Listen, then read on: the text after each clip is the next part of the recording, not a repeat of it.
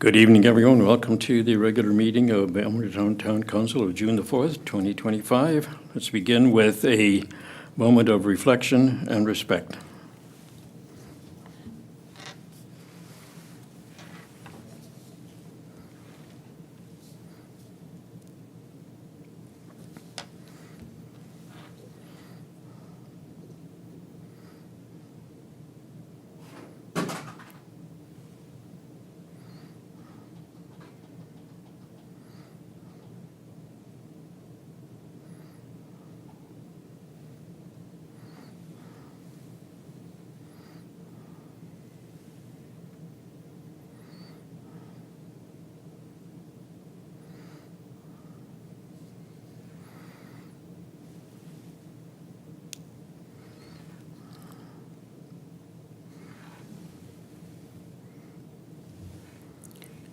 Thank you.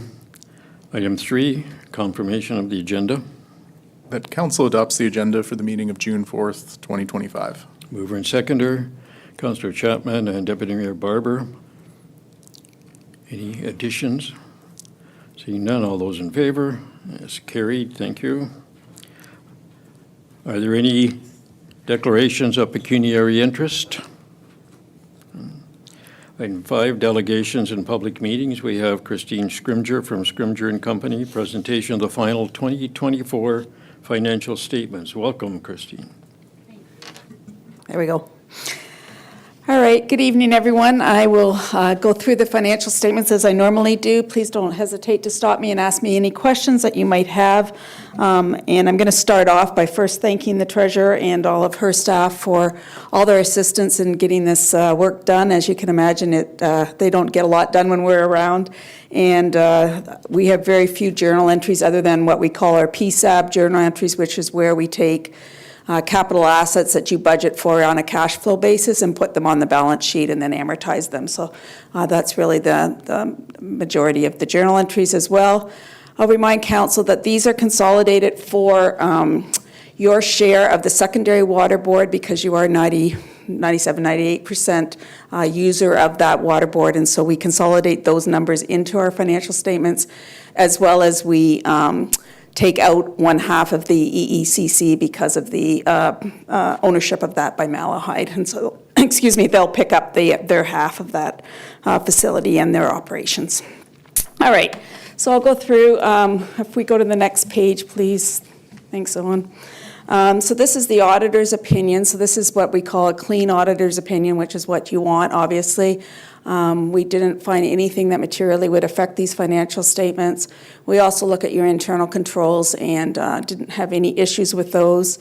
In fact, your Treasury staff all take great pride in ensuring that those internal controls are in place and are operating as described. They are dated as of today's date under Canadian auditing standards. Those charged with governance, which would obviously be this council, need to approve them. The next process, once these get approved, is completing the FIR, so that's the financial information return, which goes to the ministry and basically takes these numbers and puts them into about a 30-page document that has a whole lot of numbers on it that is then submitted to the ministry for their requirements. All right, so we'll go forward to the numbers.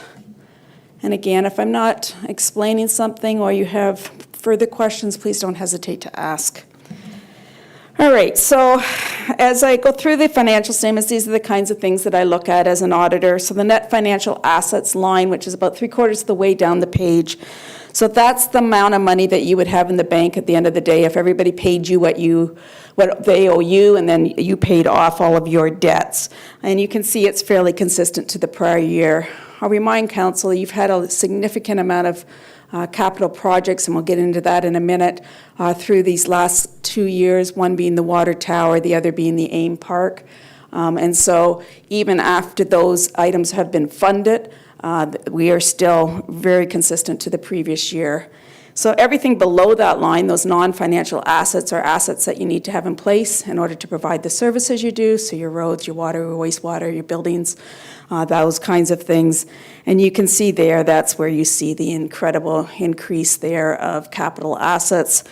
We've gone up about $7.2 million of new assets on top of the amortization expense, which is about $2 million a year. So almost $9 million of increase in pure new assets. And so that then translates down into the accumulated surplus at the end of the year. Sorry, can you just go back for a minute, Owen? Sorry. Oh, what's you? Sorry, I'm blaming you, Owen. Sorry about that. Chelsea? So it looks like there's a huge increase in your accumulated surplus, but I'll remind council that's almost all your tangible capital assets that has contributed to that. And in order to fund those, we've reduced some of the reserves, and we'll see that in a minute, mainly the water reserve, which would pay for the water tower, which is obviously a user pay reserve fund. It's not for general operations or general surplus. The capital work in progress, that $10 million, over $9 million of that is the water tower. So you can see that's the majority of and that just means that the capital's been paid for and that it's not operational yet. Any questions on that financial statement at all? Okay. We'll go on to the consolidated statement of operations and accumulated surplus. So this is 3 columns, the budget of 2024, which is what council approved, the actual, so those are the numbers that it actually came in at for 2024, and then we compare it to 2023's. And I'm going to sort of highlight things that have changed significantly. If there's anything I'm not addressing, please don't hesitate to ask, as I mentioned. So under user charges, that's the first number that sticks out. And so I'm under revenue, the second line, user charges. Almost all of that increase is in the water wastewater rate area. And I'll remind council again, that then goes through to their surplus, so it's not for general operations. And investment income is up significantly, and that's a couple of reasons. One is we don't budget for the interest that we earn on the reserve funds because it comes into our bank and then moves over to the reserve funds to increase them. So again, not used for general operations. And then other revenue, that large increase there is the sale of some of the land that up at the industrial site. And so that's what that 1.6 million is. So those all come down to your revenue increase, follow through to the revenue increase there. Under expenditures, I'll remind council that in the budget, we do not budget for amortization, so that is the using up of the assets. So that was 1.8 million this year. And so if you added the 1.8 million to your budgeted expenditures, you were actually under budget a little bit in expenditures. Again, the planning and development line is the cost of that land that we resold at the industrial park. So that, thank you, Chelsea. Well done. So that $1,073,000 versus $458,000 budget, that last line under the expenditures is what I'm referring to there. Again, that net proceeds, so that the cost of what that land held for resale was, net of the actual amount we received in on the sale, that got transferred over to the reserve. So again, not being used for general operations. Everything below that line, I just want to say, on the excessive revenue over expenditures line, so that's really what your revenues are covering of your operating expenses. And that 3.4 million, I can really break that down. The 1.1 is part of the interest on reserve funds, which I mentioned already. 1.1 is, or just over $1 million, is the increase in water wastewater rates that again goes over to that surplus. And then the other $1 million is in the land held for resale net. So really none of that 3.4 million is for general operations. Under the other line are items that relate to either capital projects or other items that you're not consistent from or are not consistent from year to year. The developer and other contributions related to capital, that included $3.66 million that we actually received in 2023, and so that money was there in 2023. And then the investment increase in Earth, obviously that's from their financial statements, not something that your council controls. And then the post-retirement benefits. So those are the benefits that we owe to employees until their retirement at 65. We hire an actuary to come up with that future accrual, and then we present value that back into today's dollars to get to and there was a small increase in that of 49,000. All that coming down to that accumulated surplus at the end of the year, which, as I mentioned, is made up of the capital net of the reserve transfers that went on to fund that capital. Any questions on that statement at all?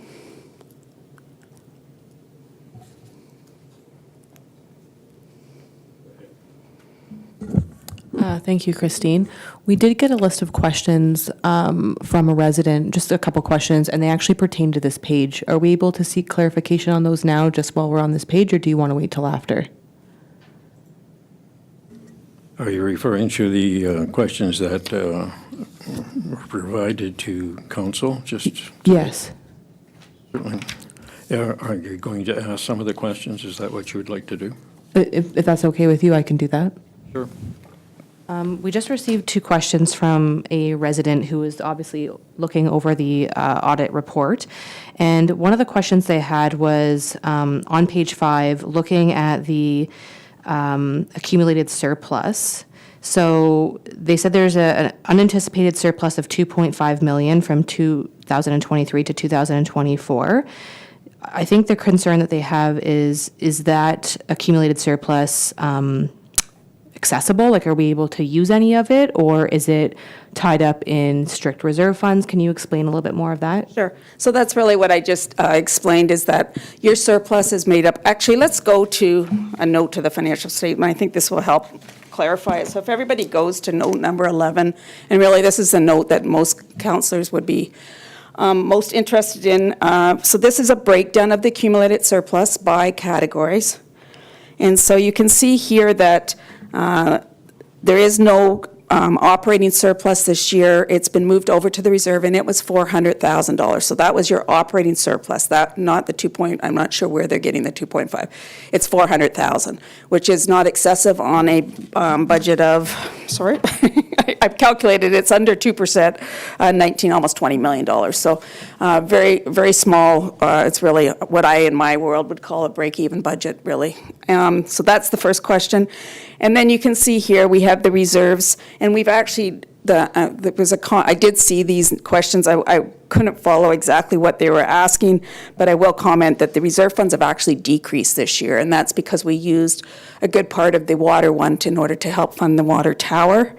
And so that's that decrease. And so overall, our reserve funds have gone down by about $3.3 million. So a decrease, not an increase. And then the rest of the surplus is explained there. And you can see of the $97 million, 74 plus 8, so that's 82, is all tied up in capital or the investment in earth. So there's really not this, I wasn't following exactly what they were saying, but again, I think they're looking at the numbers and going, oh my goodness, we've got $99 million in surplus, but you don't really. It's not liquid cash, let's put it that way. Thank you very much for clarifying that. I think that was beneficial. Thank you. You're welcome. All right, I'll go back to the statement. So you are back. So any other questions, sorry, on the statement of operations first, because there's a whole lot of numbers there. Just want to make sure. All right, so then the statement that Chelsea has up there is perfect. So this is a consolidated change in net financial assets, and this is really where you see this large increase in capital, the amortization, which is the using up of the assets over the years of 1.8 million, but then we acquired another $9 million of assets. So that net was that $7.2 million that I was mentioning when we were on the statement, balance sheet statement first. So those numbers all jive with what we've been talking about. We then get to the notes to the financial statements, and I don't have a lot. The main note was the note we just went through.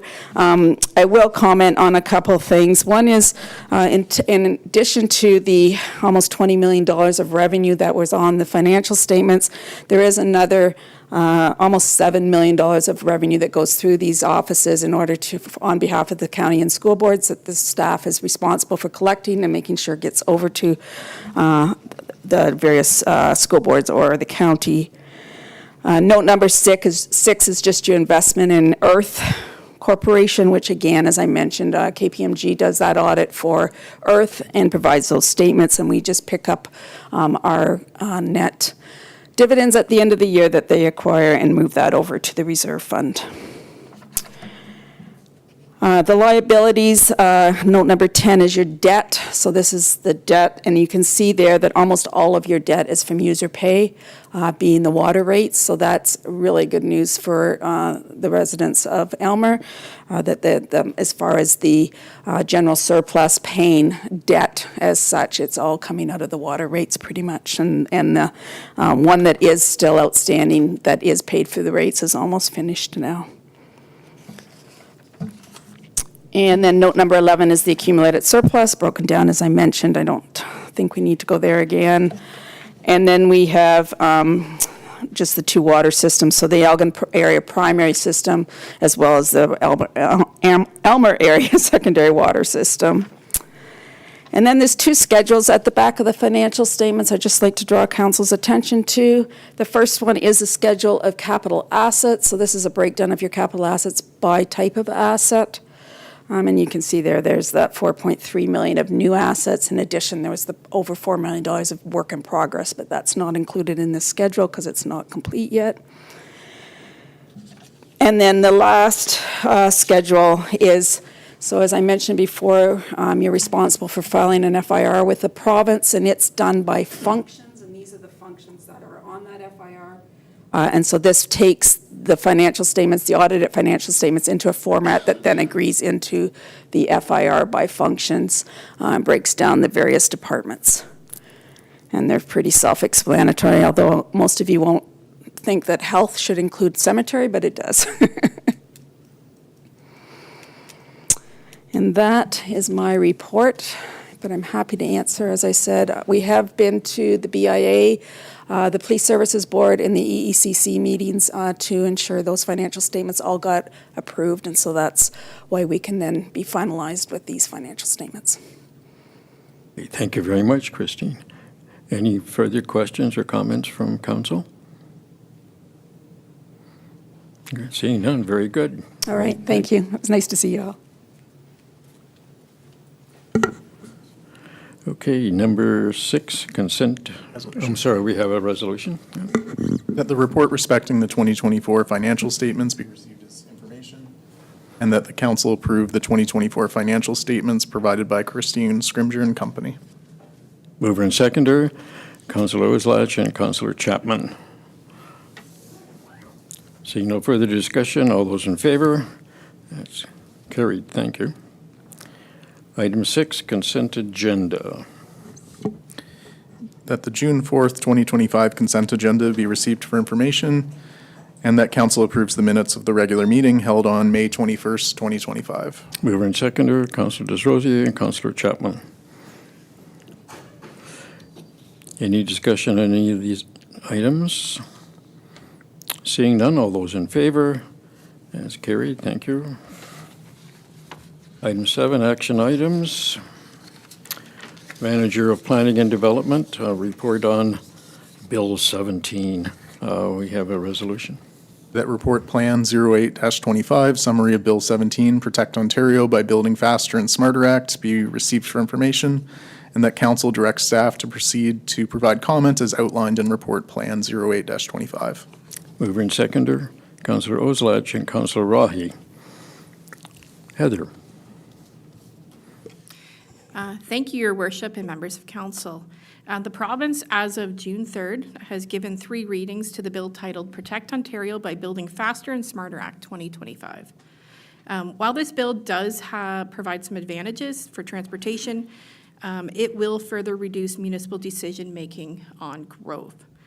In addition to this, the proposed changes to development charges are likely to become an administrative burden to many municipalities, possibly Aylmer, and may represent an ongoing shift of the development burden to the local property tax base.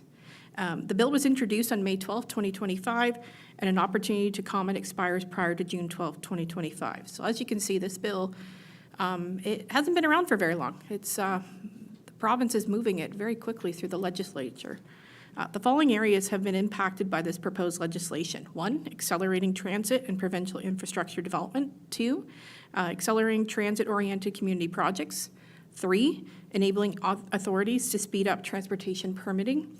And 4, streamlining, standardizing municipal development processes and development charges framework.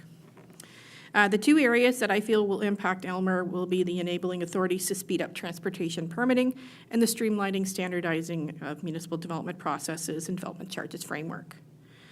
In regards to enabling authorities to speed up transportation permitting, the province will consult with municipalities and stakeholders to develop a framework that will standardize road building specifications and design across the province.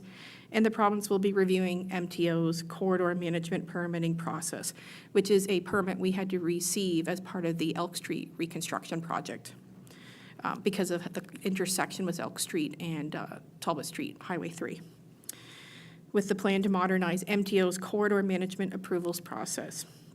In regards to streamlining, standardizing municipal development processes and development charges framework, the province intends to clarify through the Ontario Building Code that municipalities do not have the authority to create construction requirements for buildings, reduce the scope and studies of municipalities can require for new developments, allow for some small variations from zoning bylaws without additional approvals, and improve development charges standardization, predictability, and transparency. The various legislation that will be amended are the Building Code, the Planning Code, or the Planning Act, and the Development Charges Act. In my report, I've outlined in detail all the proposed legislative changes to all these applicable acts. I'm not going to go into that detail. It's quite lengthy. Staff believe it's unfortunate that the province is advancing such substantial changes in legislation with such little time and opportunity to comment. In terms of commenting prior to the June 12, 2025 deadline, staff believe there are some areas of specific focus for the town. The items to provide comments to the province on are as follows. 1, changes to the development charges payment will create significant additional bureaucracy for municipalities in terms of collection of fees. 2, proposed changes in development charges will add to existing large infrastructure deficit faced by municipalities in Ontario.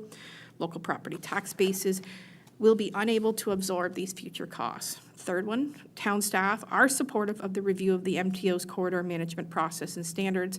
And lastly, town staff believe municipalities should maintain the ability to deem when applications are complete and to request studies that are reasonable to understand potential issues of concern related to development. Reviewing MTO's corridor management process and standards will hopefully modernize and speed up the review and the issuance of permits within highway corridor management areas. The changes to the building code will have no impact on Aylmer, as we do not have a bylaw that lists construction requirements for new buildings, as we've always followed the building code for such requirements. In terms of Planning Act amendments, these changes have the potential for varying degrees of impact to the town. Within my report, I provided detailed analysis of the Planning Act changes. In conclusion, the Protect Ontario by Building Faster and Smarter Act 2025, also known as Bill 17, is intended to remove barriers to building so Ontario can break ground faster on vital projects and protect Ontario workers during increasing U.S. tariffs. Province plans to do this by 1, accelerating transit and provincial infrastructure development, 2, accelerating transit-oriented community projects, 3, enabling municipalities to speed up transportation permitting, and 4, streamlining, standardizing municipal development process and development charges framework. In my opinion, it's yet to be determined if, in fact, Bill 17 will be able to accomplish what the province anticipates it will do. Thank you. Thank you very much for that report, Heather. It's very thorough, very understandable. It's called Faster and Smarter. One of those is good.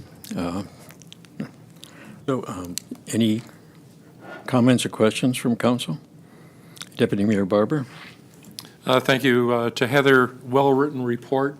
I certainly agree with your comments and recommendations of the province reconsidering several of the topics. To me, the development charges issue is paramount. If the municipality is if the process is changed and the development charges fees are collected on occupancy, will be an onerous challenge to try and collect it, if at all. again, I agree with your recommendations, and hopefully the province will at least read them. Thank you.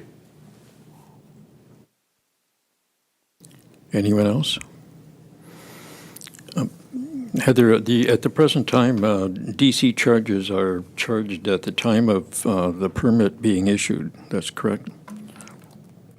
That is correct, Your Worship. So there could be a very long time between the permit being granted and occupancy. So we're dealing with in some cases, years before we actually see some money.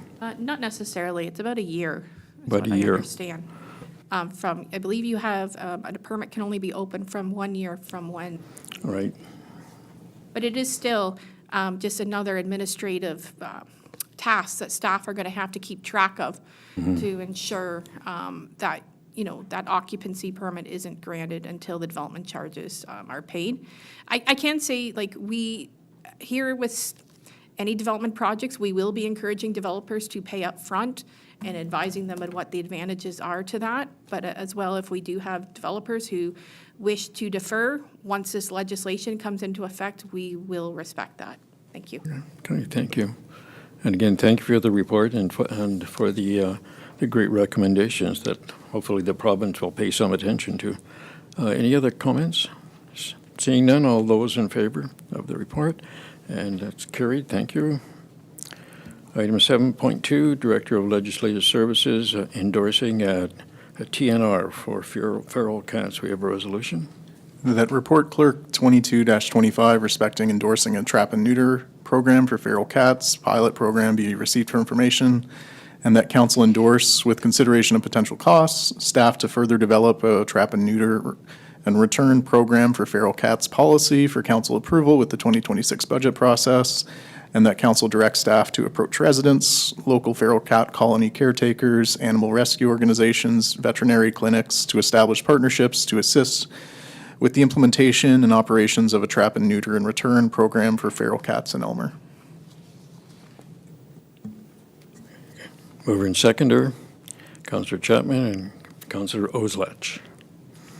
Note that the resolution does call this be received for information and to give further direction to staff to look further into this. Okay. Comments from council? Councillor Desrosiers. Thank you, Mr. Mayor. The question I have is regarding the needs assessment of this proposal. What data has been collected to quantify the scope of the issue beyond anecdotal inquiries? Owen? So the data we have right now is bylaw complaints received through Laserfiche as well as calls into the front desk. This is in front of council though because council set it as a strategic priority for us to address feral cats with our animal control bylaw review this year.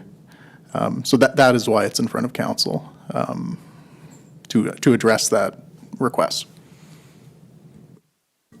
Okay, thank you. Continue. Yes, a follow-up question on that. Are we able to, is council able to request that information? I think it would be valuable, especially when we're discussing this at the financial committee, to understand the needs assessment to justify the expense as well. Because I know I've discussed this and done a bit of a public consultation, will you, with just various members of the public. There's some people that agree very much so that this is needed, and there's some that don't. So I think to justify this expense, especially to the public, and have that transparency and support, I think having that data would really help. So are we able to have that as part of the report that comes back to council? If it assists council, I don't think we're going to send staff out to count cats, but I do think it's fair that we do have an upcoming budget survey, and we certainly could put questions about the importance to gauge the public perception of this as an issue for funding. So there is a way to get data. I just don't think we're not going to go out and put collars on cats or anything like that to get an amount, because that would cost more than this program likely. So I'd like to just want to remind council that this particular report was requested by council as to come forward because it's part of the of what council wanted to do. And as far as I know, and I have researched this for many years, needs assessments are very difficult to get for cat population. And cities like Kingston, which has a huge TNR program, did not proceed on the basis of a needs assessment. A needs assessment was kind of what you call an apparent problem. And depending on who you talk to in town, of course, it's either an apparent problem or it's not. But I think, this is something that is worth looking at. And what we're doing here is simply instructing staff to take a closer look at how we can do this, and including including something in the budget survey to see what kind of feeling there is out there. We're not talking about a humongous amount of money. We're talking, I think, $12,000 as a beginning. Certainly, those people who are involved with cats do see a number of them out there, and if untreated, Elmer's been fortunate so far, but if untreated, I think it would become a problem. So I probably said too much already about that, but nevertheless, this is something that council did ask for, and I think we're just directing staff to take a closer look. Councillor Rahi. Thank you, Mr. Mayor. The kind of the problem that I see with it is that there is definitely a feral cat issue, and I have a bit of an ag background where cats, they flourish. My problem is it's because of people that owned animals and either let them go, or if you have a cat, they don't want it, they let it go, and then why? I don't know if I like the idea of us paying to fix them or to spade and neuter them. How do we know that the cats that we do, just a question, like if we do it, how do we know they're not someone's cat and we're just paying to fix their cat? Through the mayor to Councillor Rahe, that is what we would look at developing. We want to talk to community partners and see about, we don't want a program where you can just take your house cat and get a subsidized neutering necessarily, or at all. We would have volunteers in the community modeling it after other communities that would be able to take cats in, like under the direction of the town, basically. And they would be trusted volunteers that would do this, and they'd be taking in feral cats. Deputy Mayor Barber. Thank you. Well-written report. It may not be perfect, but it is pretty good. My question, part of the component is to direct staff to approach residents and see if there's any support to make the program doable. Is there any way to judge whether that support by the community is out there to make the program happen? Go on. Deputy Mayor Barber, that is what we wanted to do. I just wanted to give council a heads up that there's a cost associated with this program before we really start reaching out to the community. I know we mentioned potentially including it in the budget survey. What we were looking at was a more dedicated survey towards this that would actually give residents the opportunity to submit their names to potentially volunteer for the program. And we've already had I believe it's Rags to Riches cat service. It's a volunteer organization in this area. Reach out to us proactively or before this report and note that they're interested in assisting. So there is some interest, but most likely we'd do a dedicated public outreach related to this, a survey. Thank you. Yep. Councillor Sozi. Thank you, Mr. Mayor. One of the questions I had for staff prior to the meeting was about a contract, like how this policy aligns with current policies that we have in our bylaws. And also, I know we have a contract with Hillside Kennels, which doesn't, I guess, address cats, it more addresses dogs. If we're doing an assessment, a needs assessment, and we're seeing that maybe we're not really having a big issue with dogs running at large, but we are having an issue with feral cats, I'd be curious to see what worth we're getting out of our Hillside Kennel contract. And if we're not having a lot of dogs running at large, or we're not really finding that it's producing anything valuable for this municipality, could we perhaps redirect those funds? So instead of re-signing with Hillside, using that $800 monthly retainer, to put towards something like this program, if that's what our municipality needs. I don't hear a lot of residents who utilize the hillside kennels and dogs running at large. So if this is a real problem that we're facing as far as feral cats go, maybe we should be looking at reevaluating those funds and doing something like this instead. Andy? Through you, Mr. Mayor. So the Dogs at Large is a service that we are legislatively required to do. So there is no potential for us not to offer that service to the community. If we did switch and add on policies for feral cat collection, you're essentially probably looking at a cat shelter. The issue with cat shelters is that a TNR program, you expect the cost to go down over time as you treat more and the reproductive rates in the community drop. A trap and shelter program, you aren't expecting that, and also there's the public optics around shelter programs, because oftentimes shelters have a certain number of cages for cats. Say Hillside Kennel has 10 cages. When you catch the 11th cat, the one that came in first is euthanized.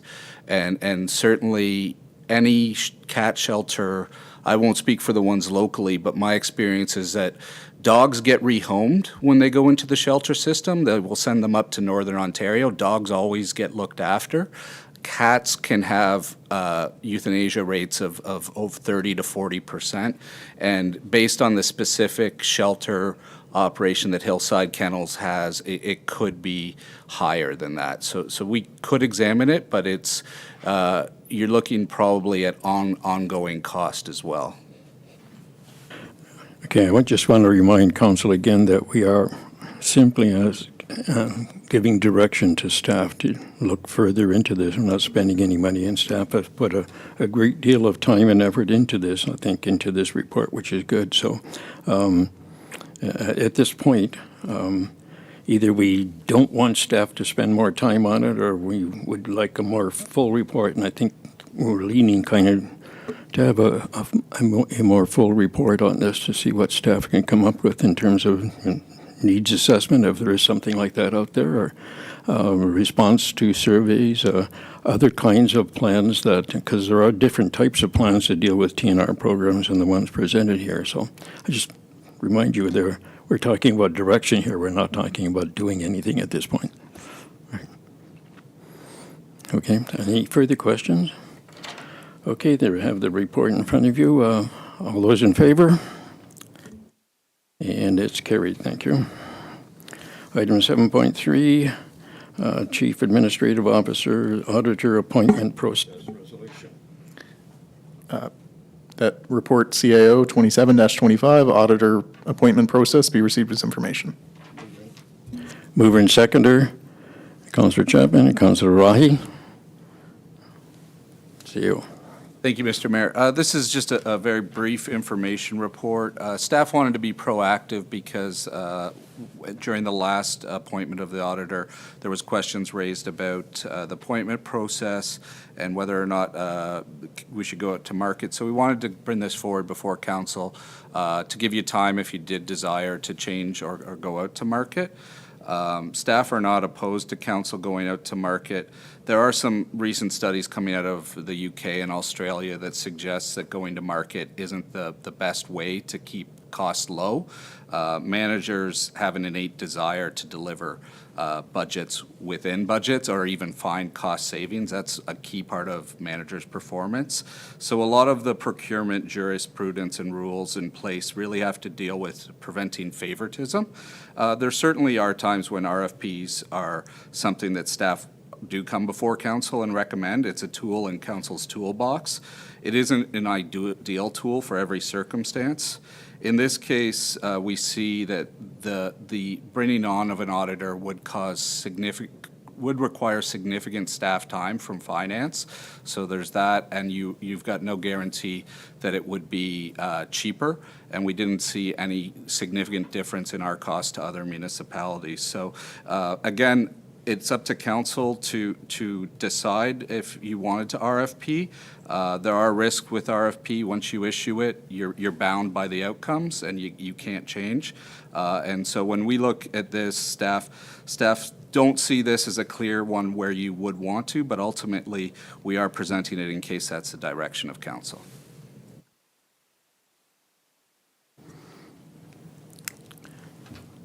Council, Deputy Mayor Barber. Thank you. I believe we're very well served by our present auditor. I think the costing is very reasonable. She's very knowledgeable in what she does, and my thought is to continue on with with Christine. But I'd just like to ask Heather, if I may, why would you ever want to change an auditor? Through you, Mr. Mayor, to Deputy Mayor Barber. If council was not happy with the service or not happy with the ability of the auditor to answer questions that they have, I mean, it's up to council. It's council's auditor. It's not my auditor. So that would be something if you were unhappy with the service. I certainly can tell you in my entire career, I've never met an auditor like Christine. She has an uncanny ability to, interpret legislative changes, motivate, people to change policy if she feels that something needs to be changed. I've dealt with several types of auditors, internal, Sarbanes-Oxley, external, IT auditors, several different types of banks. I've never met a more knowledgeable auditor that knows this industry inside and out in my entire career. So, A follow-up, if I may. What negative impact might there be if there was another auditor? through you, Mr. Mayor, the biggest challenge when you change auditors is them understanding your systems or understanding maybe software that they've learned how to use. So we give our auditor backdoor access to software such as Citywide, which holds all of our assets, backdoor ability to Laserfiche, and they can look and see approvals. They don't have to be here physically sitting here looking at paper. We give her access to, all of our GP system, our whole financial system. So if you get an auditor that bids on the process and there's a learning curve with software, for example, or they haven't done their IT control testing for that type of software, that could incrementally cost more. You're welcome to RFP it, but some of these auditors don't even know what they're getting into also. So if you get somebody that is brand new to the game and they want to do an RFP and they want to win the bid, and all of a sudden they're realizing that, maybe there's components that they don't know, there's more testing, there's more, follow-up questions for staff, there's more staff hand-holding, walking them through software changes or explaining that. So with Christine and her team, they know all the software that we use inside and out, and there's a lower cost for that because there's not that learning curve. Okay. Councillor Rosier. Thank you, Mr. Mayor. I was the one that initially brought up this concern, and nothing to do with the current auditor specifically right now. I think she does do a great job. It's not about not being happy. It's that my observations in good governance, this is a common practice, is not having the same auditor year after year. It's changing it up every so often to promote accountability, transparency, and a fresh oversight. So again, nothing against Christine. I also do like her. I think she does do a great job. But I believe maintaining the same service year after year risks complacency and also undermines the independence that council is meant to safeguard. So 2 questions I have is, one for the treasurer, that if we were to RFP it, do you think that our current service provider, Christine, would apply to it? And the second question I have is that if this council supports repeated appointments, will the next term of council have the opportunity to review this service provider currently? Thank you. Heather. Through you, Mr. Mayor, to Councillor DesRosiers. I'm not sure if she'll respond to the RFP, I would certainly hope so. I would be, I can't comment whether she would or not. I don't know her workload, but the second question, I'm not sure. The second, in terms of, first of all, Christine has been appointed for this current year, correct? Yes, Mr. Mayor. So what we're considering is if council, normally last time it was a November 20th appointment for this year. And if council wanted us to instead bring back an award of an auditor in October or November for 2026, then that's what we'd do. Certainly, if it's an annual appointment process, so any term of council can request us to go out to market, and we would make the incoming council aware of this process. So at this point, for 2026, we would have a resolution that deals with appointing somebody or doing an RFP for 2026. Through you, Mr. Mayor, our intention is to still bring a report forward in the fall to get the appointment for 2026. It's just we would need lead time to do an RFP. If that's the intention, we don't want to appoint somebody in February. Right. So the point of this resolution is basically you're looking at this being information. You don't want direction at this time. All right. Okay. Any further questions or comments from council? Great. Seeing none, all those in favor of the resolution? Opposed? None. It's carried. Thank you. New business and matters of urgency? Seeing none.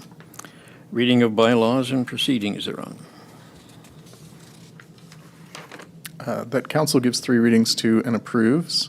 Bylaw 41-25 being a bylaw to confirm the proceedings of council at the regular council meeting held on May 21st, 2025. Mover and seconder, Councillor Chapman, Councillor Rahi. Questions, comments? Seeing none, all those in favor, and carried. Thank you. Item 10, inquiries by members. Deputy Mayor Barber. Thank you. A quick question to whoever. How does a contractor that supplies bulk water make application to purchase water once the new tower is operational? Through you, Mr. Mayor, I can take that question. So after commissioning, the bulk water system will be a couple months, within a couple months, it'll be functional. So we'll have a dedicated PC here at Town Hall. We're looking at offering fob or PIN to bulk water vendors or purchasers.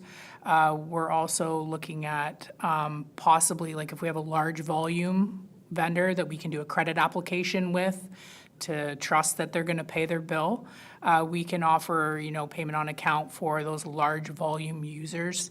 And we could bill them probably at the end of the month type of thing, but it will be, there will be options for key and fob and or PIN with the new system. So direct inquiries to the office in time? Okay, thank you. Anyone else? Okay. Statements and committee reports from council. Councillor Soucy. Thank you, Mr. Mayor. I'd like to recognize and thank the dedicated volunteers who took part in the recent cleanup at Balmoral Garden. Their time, energy, and care have truly made a difference in revitalizing this important community space in our town core. So thank you to those who contributed to keeping our town beautiful and inviting. Anyone else? Right. Report of the mayor, really just a brief comment I have. I'm sure you've all heard of this committee. I think it's called the Committee of Safety and Well-Being, which is required by the provincial government. And this Committee of Safety and Well-Being is made up of many helping agencies in the county. For example, the police, social services, the Ontario Health Team, mental health agencies, immigration agencies, Southwest Public Health Unit, all of the various agencies that that help safety and well-being. And I'm a member of that committee, and I just wanted to mention that so that the public is aware of this committee exists, and that it has a policy to try and help coordinate the help that these particular various agencies do for this area. Okay, thank you. Notice of motion. Councillor Swazi, Do I need to read it out? if you wish. Are we discussing it now, or? No, this notice of motion would come at the next. Okay, so I can read it, I guess. Whereas the town council has supported staff's recommendation to provide funding to YWCA recognizing swimming as a critical life skill and an essential public service that supports health, safety, and community well-being. And whereas the implementation of non-resident user fees in 2024 corresponded with the YWCA's decline in non-resident registrations, with data indicating that the fee acted as a deterrent, ultimately reducing overall participation and diminishing program revenues. And whereas this trend raises serious concerns about the sustainability and fairness of the current funding model, particularly when public tax dollars continue to subsidize service gaps while access becomes increasingly limited. And whereas members of council have consistently affirmed that, quote, swimming is a life skill, quote, and that access to such programming should not be restricted by political boundaries. Therefore, be it resolved that council directs staff to reevaluate the town's non-resident user fee policy as it pertains to the YWCA program, and that council revoke this non-resident user fee for the 2025 swim season in order to eliminate financial barriers, support program recovery, and promote inclusive access for all participants, and that the town reaffirm its commitment to ensuring equitable access to essential recreational services while advancing the values of public safety, health, and community inclusivity. Thank you. This notice of motion will be discussed at the next council meeting. All right. Item 14. Your Worship, Yes. I have a notice of motion. Please. I'm sorry. Go ahead, Deputy Mayor.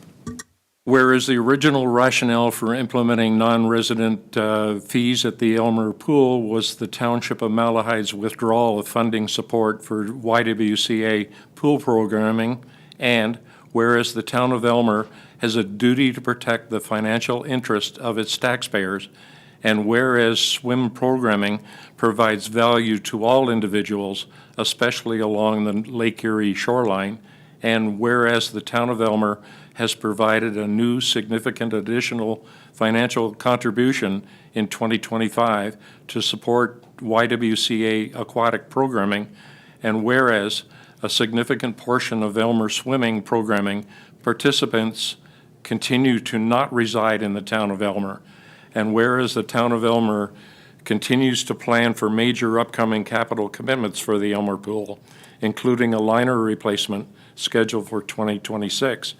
Now, therefore, be resolved that the council of the town of Elmer formally requests that the Township of Malahide reconsider partnering with the town of Elmer and the YWCA to support access to swim programming for Malahide residents for the 2025 swim year program, and that the council of the town of Elmer further requests that the Township of Malahide consider incorporating such a partnership in its 2026 municipal budget. Very well, thank you. Any other notices of motion? None. Very well. Meeting closed to the public. Resolutions. That council moves into a meeting close to the public at 7:52 PM to discuss the following matters: Chief Administrative Officer Report CAO 28-25, OLT Appeal, and Director of Legislative Services Report 23-25, Town Crier Appointment, and that consideration of these items is closed to the public pursuant to Section 2B, E, and K of the Municipal Act as amended, as the subject matter pertains to personal matters about an identifiable individual, including municipal or local board employees, E, litigation or potential litigation, including matters before administrative tribunals affecting the municipality or local board, and K, position, plan, procedure, criteria, or instruction to be applied to any negotiations carried on or to be carried on, or on behalf of the municipality or local board. Thank you. Mover and seconder. Councillor Chapman, Councillor Desrosiers. All those in favor? It is carried. We have a brief recess. We'll go to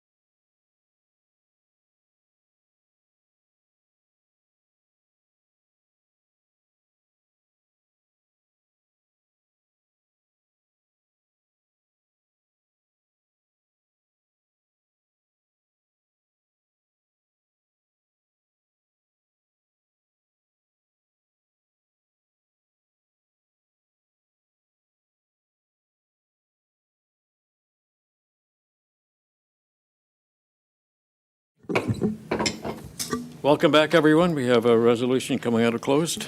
That council rise from a meeting closed to the public at 8:15 PM and reports the following: that council received for information Chief Administrative Officer Report CAO 28-25 respecting an OLT appeal, and Director of Legislative Services Report Clerk 23-25 Town Crier appointment, and that council appoint Paul Cowley as the Town of Elmer Town Crier.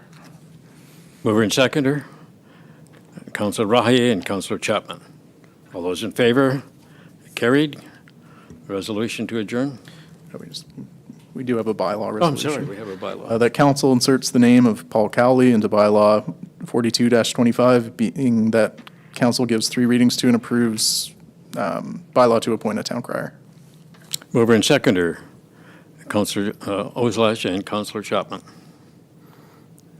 All those in favor? And carried. Welcome, Mr. Crowley. And next, resolution to adjourn. That council do now adjourn at 8:16 PM. Mover and seconder, Councilors Rosier and Councilor Chapman. All those in favor? Is carried. Thank you very much, ladies and gentlemen and councilors.